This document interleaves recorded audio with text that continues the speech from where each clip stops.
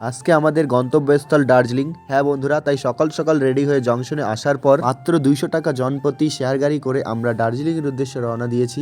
বাসে করে দার্জিলিং গেলে মাত্র 105 টাকা লাগে, কিন্তু আমরা অনেক গরিব তাই শেয়ার গাড়ি করে যাচ্ছি। খুব সুন্দর মনোরম প্রাকৃতিক পরিবেশের মধ্যে দিয়ে যেতে যেতে দেখতে পেলাম একটি টয় ট্রেন। টয় ট্রেনটি মাত্র 2 মিটার চওড়া একটি লাইনের উপর দিয়ে চলে এবং এই ট্রেনটি অত্যন্ত ধীর গতিতে চলে এবং দেখতে অনেকটা বাচ্চাদের খেলনার মতো মনে হয়, তাই এই ট্রেনটিকে বলা হয় টয় ট্রেন এবং এখনো এই ট্রেনটি কয়লা দিয়ে চলে। দার্জিলিং এর ঘুম স্টেশন হচ্ছে ভারতবর্ষের সবচেয়ে উঁচু রেল স্টেশন। যাই হোক, আমরা ফাইনালি দার্জিলিং এ চলে আসছি।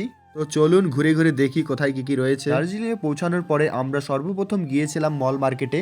সেখানে গিয়ে দেখতে পেলাম শীতে ব্যবহৃত প্রচুর জামা কাপড়ের দোকান রয়েছে। যাই হোক, সেখান থেকে ঘোরাঘুরি কমপ্লিট করার পরে আমরা চলে এসেছি দার্জিলিং এর ফেমাস মল রোডে। সেখানে দেখলাম প্রচুর পর্যটক ঘোরাঘুরি করছে এবং আমরা দেখতে পেলাম অনেকগুলো ঘোড়া। অনেক পর্যটক ঘোড়ার উপরে উঠছিল, কিন্তু ঘোড়াগুলো দেখে আমার খুব কষ্ট হচ্ছিল, কারণ ঘোড়াগুলো ঠান্ডাতে কাঁপছিল। ফটো এবং ভিডিও বানিয়ে অবশেষে আমরা এখন যাচ্ছি দার্জিলিং এর আরো একটি ফেমাস জায়গা গ্লিনারিসে। এখানে উত্তম কুমার থেকে শুরু করে শাহরুখ খান সকলেই এসেছিল। আমরাও এই চান্সটিকে মিস করবো না, তাই আমরাও চলে গিয়েছিলাম ফটো তোলার জন্য সেখানে। যাই হোক, সেখান থেকে আমরা গিয়েছিলাম দার্জিলিং এর ফেমাস লোকাল মার্কেটে। তো আমরা দেখছিলাম সেখানে কি কি জিনিস পাওয়া যায়। দেখলাম সেখানে অনেক আনকমন সবজি পাওয়া যাচ্ছিল, যেটা আমাদের শিলিগুড়িতে পাওয়া যায় না। দার্জিলিং এ দর্শনীয় প্রচুর জায়গা রয়েছে, যেমন Dali monastery, rock garden, tiger hill, চিড়িয়াখানা, সায়েন্স সেন্টার, আরো অনেক কিছু রয়েছে। বাট আমাদের কাছে বেশি সময় ছিল না বলে তাই আমরা এই কয়েকটি স্থান দর্শন করার পরে চলে এসেছিলাম বাড়ি। যদি আপনারা ভাবছেন দার্জিলিং এ আসবেন, তো আমি আপনাদের অবভিয়াসলি সাজেস্ট করব আপনারা সেখানে থেকে রিল্যাক্স হয়ে সেখানকার ভ্রমণীয় সমস্ত স্থানগুলি আপনারা দর্শন করতে পারেন। দার্জিলিং এর আবহাওয়া বড়ই অদ্ভুত। এই রোদ তো এই বৃষ্টি, এই বৃষ্টি তো এই রোদ। যাই হোক, অবশেষে বলা যায় দার্জিলিং এর আবহাওয়া এবং প্রাকৃতিক সৌন্দর্যের কোনো তুলনা হয় না, তাই তো বলা হয় কুইন অফ দ্য হিলস বা পাহাড়ের রানী।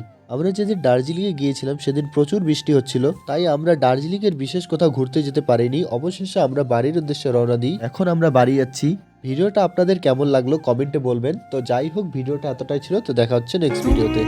उड़े जा रहे ये आसमां में खिड़कियों से देख तो पहाड़ों को यूं छोटे से लगे है कितने बड़े जो हो सामने।